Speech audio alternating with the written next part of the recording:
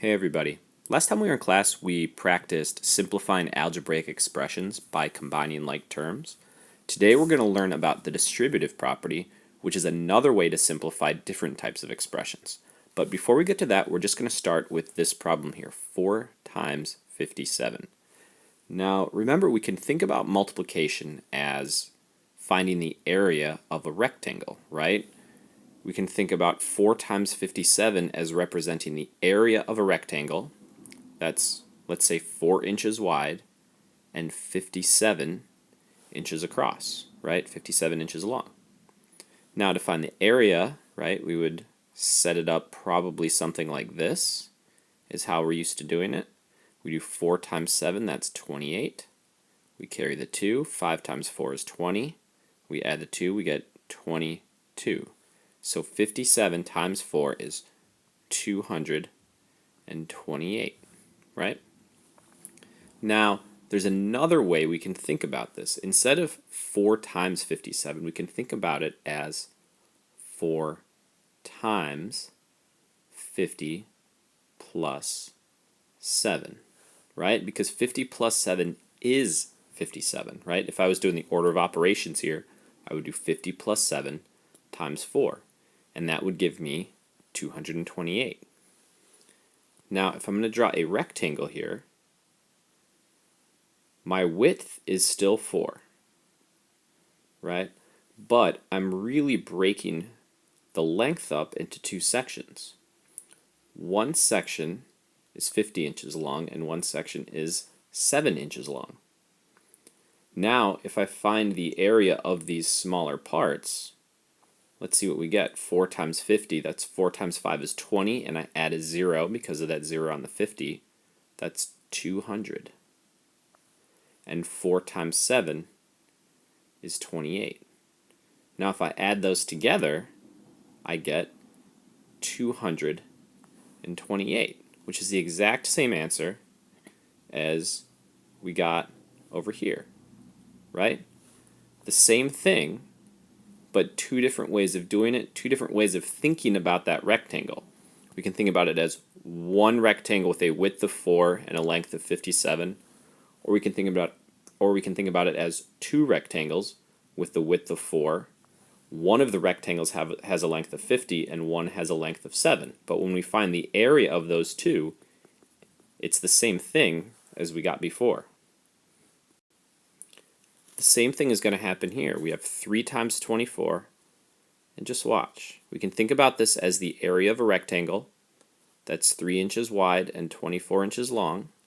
If we do 24 times 3, 4 times 3 is 12.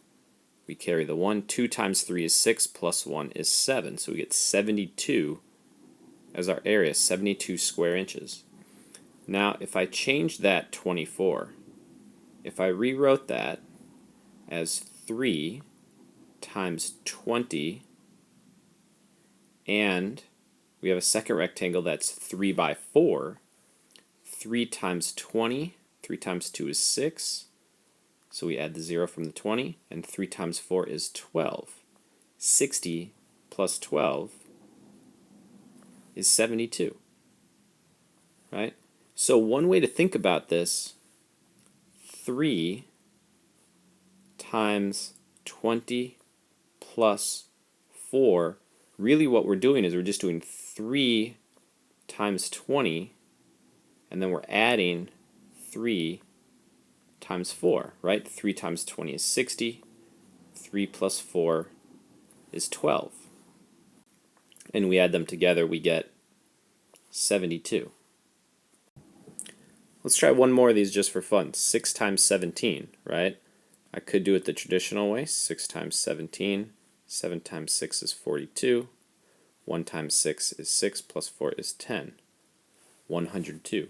We could also think about it as 6 times 10 plus 7. 6 times 10 is 60, right? If we have 6 times 10 plus 7, 60. 6 times 7 is 42. We get 102 as our answer. Okay, so we see that this method works, right, for multiplying numbers. The thing is, we can also use this method to multiply a number by an algebraic expression. Let's see what that looks like. Let's say I have an expression like this, 4 times x plus 5. Okay? Now I can think about my rectangle as having a width of 4, and the length is going to be x plus 5, but I can split this into two different rectangles. I can have one rectangle with a length of x, and my other one has a length of 5. So I have this one, 4 by x, 4 times x, right? I can write that as 4x, and 4 times 5 is 20.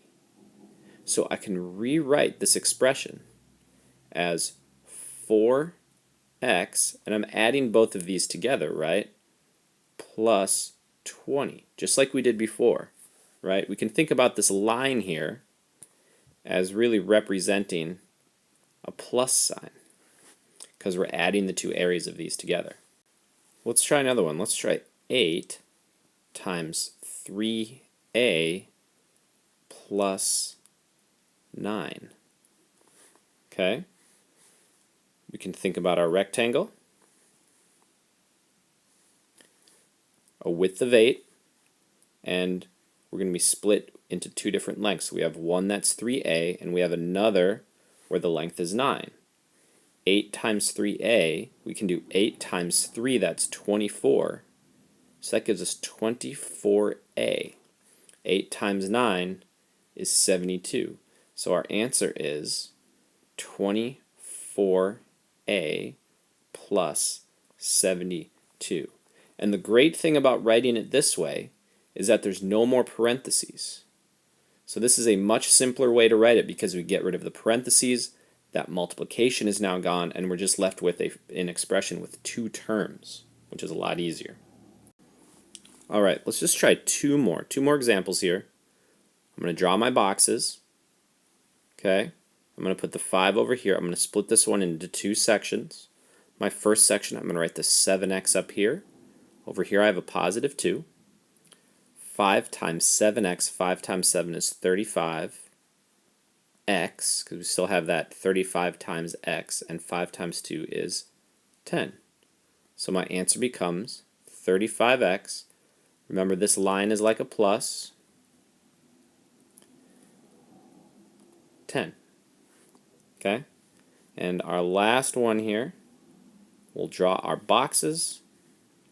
Our width is 6, and we have 3x, and we have 1. 6 times 3x is 18x. 6 times 1 is 6. So this expression simplifies to 18x plus 6, right?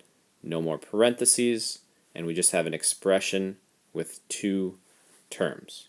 Alright, that's all for tonight. Make sure you finish up your notes. Don't forget to submit, and I will see you guys in class.